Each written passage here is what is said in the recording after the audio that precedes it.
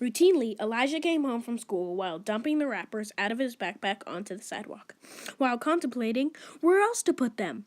His neighbor Frank stated, "You should pick that up." Again, Elijah thought, does trash even do anything? It's just trash. When Elijah got home, he dropped his backpack and went to the freezer, grabbed the Ben & Jerry's chocolate core ice cream, and ran upstairs to watch TV. When he got about 30 minutes into his show, Elijah's friend Kyle shouted, "Elijah, come down! Let's go play catch with the football!" "Why, is TV bad or something?" asked Elijah. "Go away," he added.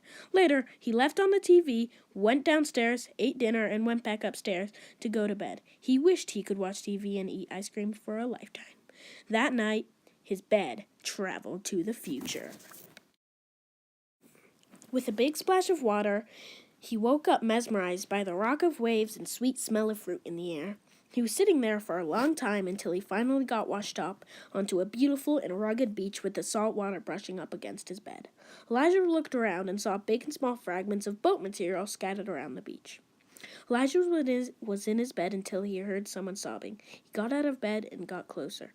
Through muffled tears, he heard someone say, "We have no food." He got even closer and noticed it was a whole family in a hut, crying. He thought, why would they be crying? He finally summoned up enough courage to ask, "Why don't you have any food?" A man in the hut replied, "All of the fish in the ocean are moving away because the industrial countries are causing greenhouse gases to be released into the Earth's atmosphere, and it's melting the glaciers." One of the kids added on, "The glacier water isn't the right temperature and the fish are dying or moving away, so we have no food." "Why don't you just get it from a store or something?" snapped Elijah.